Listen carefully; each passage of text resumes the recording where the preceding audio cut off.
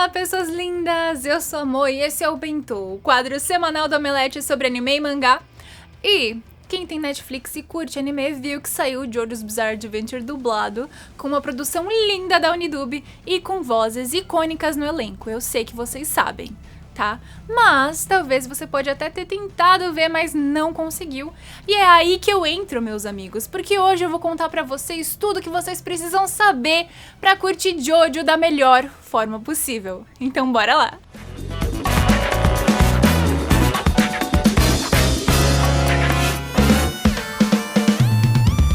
Tá, a primeira coisa que você precisa saber é que JoJo é único, é realmente diferente de tudo, mesmo. JoJo's Bizarre Adventure não tem esse nome por acaso, as aventuras bizarras dos JoJo realmente são bizarras. As situações são resolvidas de formas muito inusitadas e é por isso que é tão legal. Apesar de manter o mesmo nome, a obra é dividida em diversas partes que contam histórias de diferentes JoJos, todos descendentes uns dos outros de alguma forma, carregando aí problemas não resolvidos do passado e realmente se envolvendo em novas encrencas, não é mesmo?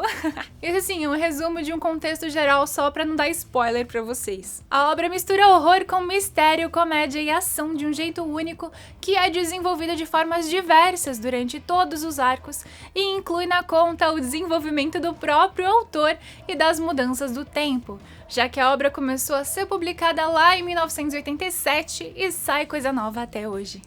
Pra nossa alegria, né? Por favor. Por toda essa questão de desenvolvimento do autor e do contexto histórico de cada parte, tem sim o que são os maiores motivos da galera não conseguir ver JoJo, que são recursos e formatos datados. A obra começou dentro de uma estrutura que é a base para o shonen que a gente conhece hoje. Então ali no começo, em Phantom Blood, é bem clichê, mas ainda assim tem situações que vão te surpreender e com o tempo, cada vez mais, porque o autor vai cada vez mais aprendendo a trabalhar com os elementos de absurdo e deixando as coisas mais cômicas, mais divertidas e mais surpreendentes também. Um dos recursos mais incômodos e polêmicos é o uso da violência animal, que rola logo no primeiro episódio de Phantom Blood, e o objetivo, segundo o próprio autor, é para mostrar o quão odiável é o vilão. Isso também é justificativa para colocar mulheres e crianças em situações de vulnerabilidade, para enfatizar a bondade dos mocinhos também. Esse era e ainda é, na verdade, um recurso muito usado no cinema hollywoodiano. E se você for perceber, é realmente de onde vem a influência para JoJo e até a Hokuto no Ken, por exemplo. Acontece que essa demonstração de violência animal, que é muito gráfica no anime, mas no mangá ainda mais, não é suficiente para fazer as pessoas odiarem o vilão. O Dio é um dos vilões mais horríveis, mas ele também é um dos mais amados e carismáticos de todos os tempos, né? Ele não tem história triste, ele só é cruel, e é isso que é interessante. E é aquilo, a gente vai gostar do Dio de qualquer jeito, e é por isso que a gente vê que essas cenas de violência são completamente desnecessárias. Principalmente na parte 3, que é a segunda temporada do anime, né, a parte 3 do mangá. E ali isso rola muitas vezes porque tem muitos inimigos, mas se torna um recurso cansado, que eventualmente o autor abandona também. Mas assim, eu pessoalmente sinto que ele até se redime de alguma forma na parte 5 com a construção do Giorno Giovanna, que pra mim, né, é uma resposta ao próprio símbolo de vilania, que é o Diobrando. Então, como esse recurso pode mesmo incomodar, tem uma lista aqui na descrição com todos os momentos em que essas cenas acontecem pra vocês pularem. Aí não tem mais desculpa. E todo esse contexto nos leva à nossa próxima dica, que é: não leve JoJo a sério. Se a gente for a fundo nas referências de JoJo e levá-las muito a sério, é realmente impossível curtir, porque tem questões muito específicas desse passado que a gente não se identifica mais, mas que ainda são coisas incômodas. Então, gente, o foco aqui é entender que essas referências estão sendo levadas a um extremo de um jeito muito inteligente, e é isso que torna a obra cômica. Aí a gente consegue aproveitar e se divertir muito. E também é importante a gente entender que a obra, ela é um fruto do seu tempo e do seu contexto.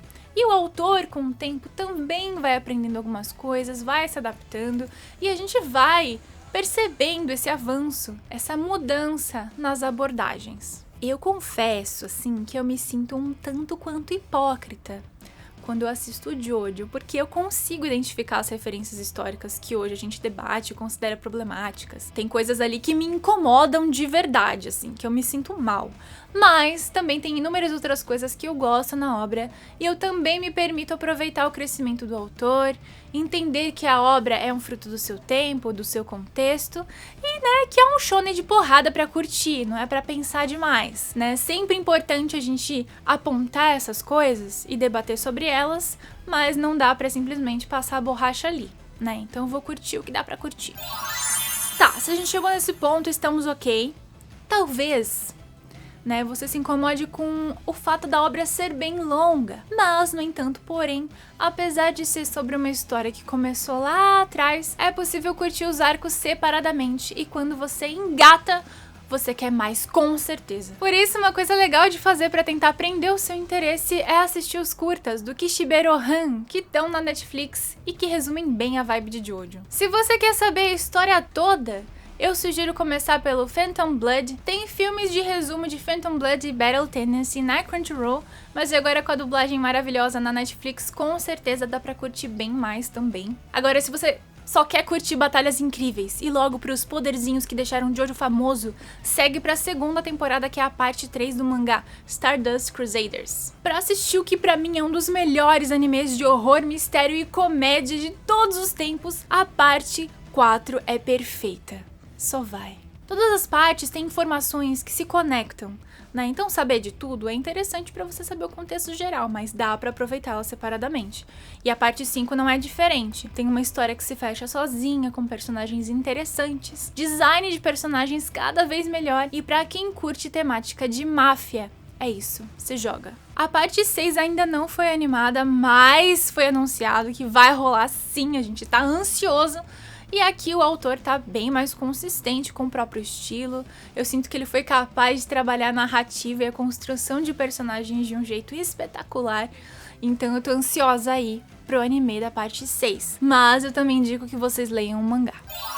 Não vou falar tanto do mangá porque eu também não li tudo ainda, mas um ponto que precisa ser mencionado aqui como motivo pra vocês assistirem ao anime é as músicas. As músicas são incríveis, a trilha sonora como um todo é magnífica, né? Gerou hinos icônicos, como o tema do Giorno Giovanna, da parte 5, ou o encerramento clássico de Phantom Blood, que é Roundabout, do Yes, que virou meme, inclusive. O tubo tá aqui, ó. Ué, quem é que tá escutando essa música tão alto?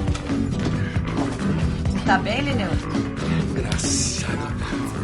E claro, né, que músicas ocidentais foram incluídas pelo gosto particular do autor, o que acaba gerando mais envolvimento entre os fãs ocidentais e a obra. Mas Sonochi no Sadame, que tá toda em japonês, a primeira abertura, né, de Phantom Blood, é uma música tão épica que não dá pra negar a força que isso tem na própria construção da adaptação. Abertura da primeira temporada, fã de Jojo tá cantando até hoje. Dá pra perceber que tudo é pensado com muito detalhe e carinho até nas músicas, e aqui fica a dica suprema: não pule aberturas de Jojo. Encerramento também não, mas as aberturas especificamente, conforme a história vai rolando, a abertura é incluída nessa narrativa e até acaba quebrando a quarta parede pra incluir a gente na vibe do anime, sabe? Então, assim, de verdade, de coração, assiste a abertura toda vez. Por favor, faça isso, faça esse favor a si mesmo. O autor também usa muitas referências à música e à moda, o que ajudou a tornar a obra tão popular e que torna a experiência muito mais divertida.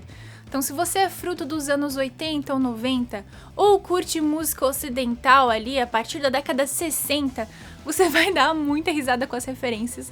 É tudo muito interessante, todos os personagens têm ali alguma coisinha que é uma mistura de algum jeito. Em algumas legendas e dublagens, os nomes podem acabar mudando por questões de direitos autorais aqui, né, que não afetam o Japão. Mas saber disso é o suficiente pra rir muito quando você encontra um stand com o nome da sua banda favorita. Inclusive, a gente fez um vídeo comentando sobre algumas dessas referências aqui no Bentô, então vão lá dar uma olhadinha depois que terminar de ver esse aqui. Além da música, a arte também é muito única, com linhas dramáticas e intensas e poses e movimentos corporais igualmente intensos, inspirados principalmente por modelos, ícones da moda e capas de discos. Inclusive isso que fez Jojo ficar tão propenso a se tornar meme na internet.